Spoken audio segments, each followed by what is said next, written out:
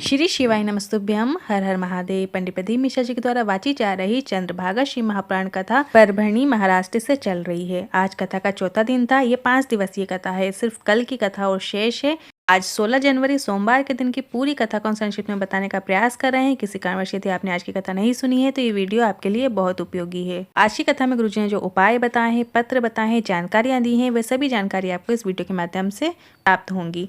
बढ़ते हैं आज की कथा की पहली जानकारी की ओर। गुरुजी ने कथा शुरू होते ही बताया कि आज बहुत अधिक मात्रा में श्रद्धालु कथा में आए हैं। लगभग 7 लाख शिव भक्त इस वक्त कथा पंडाल में कथा सुन रहे हैं। साथ ही परभणी में जो ट्रेन 1 मिनट 2 मिनट रुकती थी उनको भी 4 या 5 मिनट रोका जा रहा है क्योंकि भीड़ बहुत अधिक है।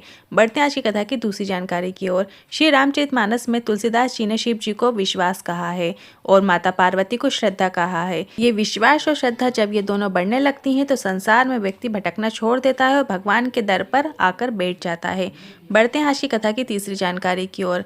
पत्नी जितना विश्वास अपने पति पर करती है, बेटा जितना विश्वास अपने माता पिता पर करता है, उससे भी लाख गुना अधिक विश्वास हमें परमात्मा में करना चाहिए। और जिस दिन हम विश्वास करना प्रारंभ कर देंगे उस दिन हमें जीवन का सुख प्राप्त हो जाता है। बढ़ते हैं कथा की चौथी जानकारी की ओर। जिसने जीवन में एक बार भी सच्चे दिल से, श्रद्धा और विश्वास से अगर शिव महापुराण कथा सुन ली है तो वह जीवन में कभी झगड़े नहीं कर सकता, लड़ाई नहीं कर सकता, क्योंकि शिव महापुराण कथा को सुनकर हमें महादेव से सिग्नल मिलने का मौका मिलता है। बढ़ते हैं आज की कथा की 5वीं जानकारी की ओर।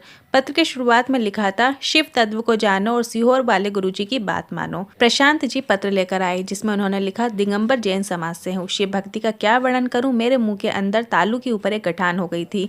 कई साल से परेशान था, डॉक्टर को दिखाया। इसके बाद मैंने जांच कराई तो डॉक्टर ने कैंसर बताया। मेरे को गुटखा खाने की आदत थी और मेरे पास इतना पैसा भी नहीं था कि इलाज करवा सकें। जितना बन सका उतना इलाज करवाया और आखिरी में इलाज को आधे में छोड़ दिया। और बाद में भगवान शिव की कृपा से गठान तो निकली पर मुख से तकलीफ बनी ही रही। डॉक्टर ने बोल दिया कैंसर फैल गया है। पल्ली बैजनाथ में किसी ने कथा करवाई और मेरे को किसी ने बताया सीहोर वाले महाराज की कथा पंडाल में सुनो। मैं आ गया और सुना। शिवलिंग पर जल चढ़ाओ और बेलपत्र का आचमन करो। मैंने ऐसा ही करना चालू किया और मेरे पर ऐसी कृपा हुई, बाबा ने मेरा कैंसर ठीक कर दिया। समाज के कुछ लोग मेरे पर ताना कसते हैं और कोई कुछ कहता है, कोई कुछ कहता है, पर शिव पंडाल में आकर मेरे साथ क्या हुआ वो मैं जानता हूँ। बाबा ने मेरा कैंसर ठीक कर दिया है, उसी का आभार व्यक्त करने कथा पंडाल में आया हूँ।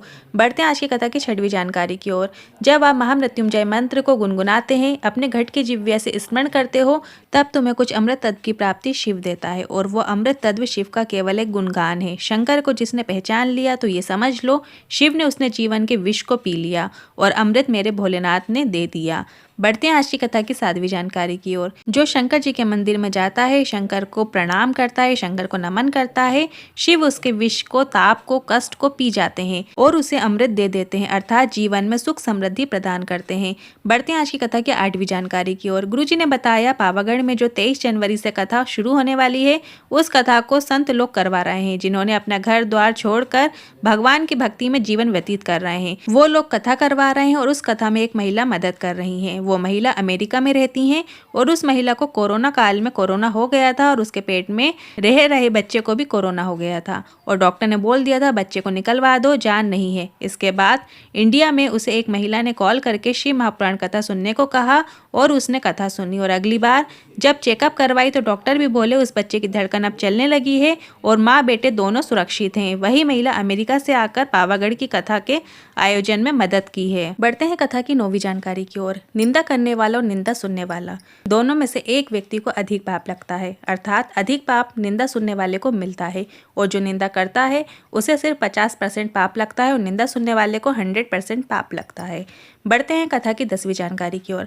अगर आपके सामने कोई शिव महापुराण कथा की, शिव पूजन की कोई निंदा करे तो आपको तुरंत वहां से उठकर चले जाना है और अगर जवाब देना जरूरी है तो ऐसा स्टिक जवाब दीजिए कि वो दोबारा तुमसे ऐसी बात ना कर सके।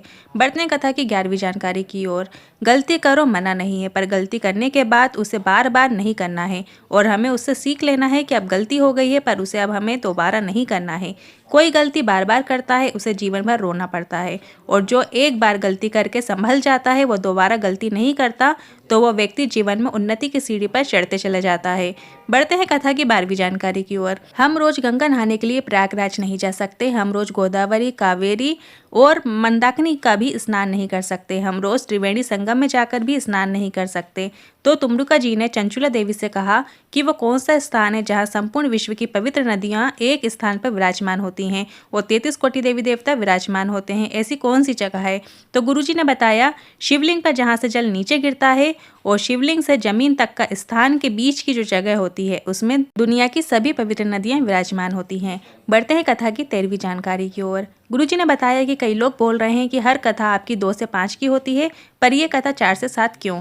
तो गुरुजी ने कहा, आज तक हमने कभी भी प्रदोष काल में कथा नहीं करी, बहुत मन था और मकर संक्रांति और माघ का पावन महीना भी है, उसका लाभ प्राप्त करने के लिए कथा का आयोजन प्रदोष काल में करवाया है। और जैसा सभी को पता है कि महादेव प्रदोष काल में नंदी में बैठकर भ्रमण में निकलते हैं और यहाँ कथा चल रही है। और आपको पहले भी बताया है, जैसे हेलीकॉप्टर एच देखता है और उतर जाता है, वैसे ही महादेव शिव महापुराण कथा को देखकर कथा पांडाल में आ जाते हैं। बढ़ते हैं कथा की 14वीं जानकारी की ओर। जो पत्नी अपने पति से बहुत प्रेम करती है वो मायके में अपने पति की कभी निंदा नहीं सुन सकती। भाई भाई या फिर मित्र मित्र की भी निंदा नहीं सुन सकता।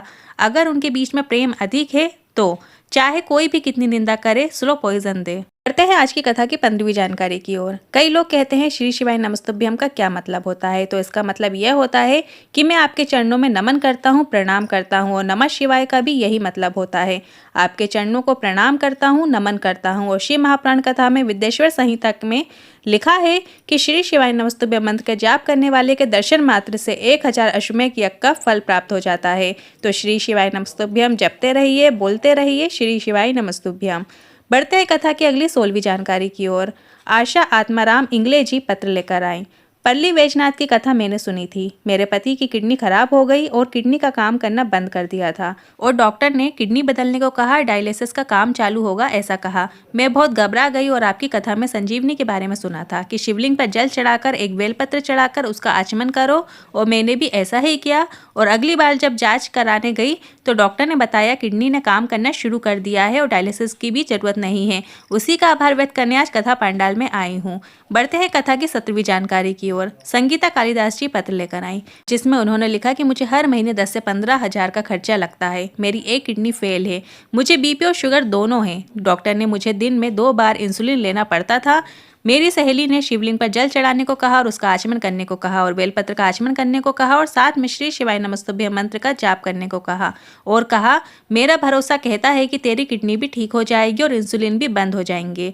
मैंने ऐसा ही करना शुरू किया और पशुपतिनाथ व्रत भी किया। बाबा की कृपा देखिए, अब मैं महीने में सिर्फ 1 बार इंसुलिन लेती हूँ और मेरी किडनी भी काम करने लगी है। उसी का आभार व्यक्त करने कथा पंडाल में आई हूँ। बढ़ते हैं कथा की 18वीं जानकारी की ओर। कई लोग कहते हैं तुलसी की माला पहनने वाले को रुद्राक्ष की माला नहीं पहनना चाहिए। तो इस पर गुरुजी ने कहा, ऐसा किसने कहा है और हमें बताओ कौन से पुराण में कहाँ पर लिखा हुआ है कि तुलसी की माला के साथ रुद्राक्ष की माला नहीं पहनना चाहिए। डॉक्टर भी कभी एक दवाई नहीं देता, एक दवाई के सपोर्ट में दूसरी दवाई भी देता है। इसलिए तुम भी अगर रुद्राक्ष की माला के साथ तुलसी की माला भी पहन रहे हो तो कोई गलत नहीं है, आप पहन सकते हो। बढ़ते हैं कथा की 19वीं जानकारी की ओर। चंद्रभागा नदी के तट पर पहुंचने मात्र से जीव के पाप कट जाते हैं। तट पे खड़े होकर श्री शिवाय नमस्तुभ्यम मंत्र के जाप करने से जीवन की दुख तकलीफ दूर होती है। तो आप जब भी नदी के तट पर जाएं तो श्री शिवाय नमस्तुभ्यम मंत्र का जाप अवश्य कीजिएगा, भले ही आप कोई भी पवित्र नदी के स्थान पर जाएं। बढ़ते हैं कथा की 20वीं जानकारी की ओर। कल 5वें और अंतिम दिन की चंद्रभागा शिव महापुराण कथा अगर आप पांडाल में सुन रहे हो तो 17 जनवरी को कथा सुबह 9 से 12 बजे तक होगी और टीवी पर यदि आप देख रहे हो तो कथा का समय वही शाम 4 बजे से 7 बजे तक रहेगा। कल है 17 जनवरी, दिन है मंगलवार का। इस दिन करने वाला एक विशेष उपाय है पंडित प्रदीप मिश्रा जी के द्वारा ही बताया गया है। आपको क्या करना है, एक धतूरा लेना है और उसको फोड़ लेना है। उसके अंदर का भाग आपको निकाल लेना है, जैसा कि आप वीडियो में देख सकते हैं। यदि आपकी विवाह में देरी हो रही है, आपकी नौकरी सर्विस नहीं लग रही है, नया व्यापार यदि आप शुरू करने वाले हैं तो इस उपाय को आप जरूर कीजिएगा। मंगलवार का ये खास उपाय है। धतूरा फोड़ के जो अंदर का भाग आपने निकाला है वो शंकर भगवान के शिवलिंग पर अपना नाम और गोत्र बोलकर साथ ही श्री शिवाय नमस्तुभ्यम मंत्र के जाप के साथ आपको वो फल चढ़ा देना है। इसके ऊपर आपको 1 लोटा जल श्री शिवाय नमस्तुभ्यम मंत्र के साथ अपनी कामना करते हुए समर्पित कर देना है। और जो जल जलाधारी से आएगा उसे आपको अपने कलश में झेलना नहीं है, उसका आचमन नहीं करना है। इस बात का विशेष ध्यान रखिएगा। ये उपाय सिर्फ और सिर्फ आप मंगलवार के दिन करें। आप कोई भी मंगलवार को ये उपाय कर सकते हैं, पर ये माघ महीना चल रहा है, माघ महीने के मंगलवार का ये विशेष उपाय है। यदि आपके मन में कोई सवाल है, क्वेश्चन है तो आप कमेंट बॉक्स के जरिए पूछ सकते हैं। आज की कथा आपको कैसी लगी कमेंट बॉक्स में जरूर बताइएगा। आज की पूरी कथा को हमने संक्षिप्त में बताने का प्रयास किया है। वीडियो थोड़ी भी उपयोगी लगी हो तो वीडियो को लाइक करके कमेंट बॉक्स में हर हर महादेव जरूर टाइप कीजिएगा। श्री शिवाय नमस्तुभ्यम। हर हर महादेव।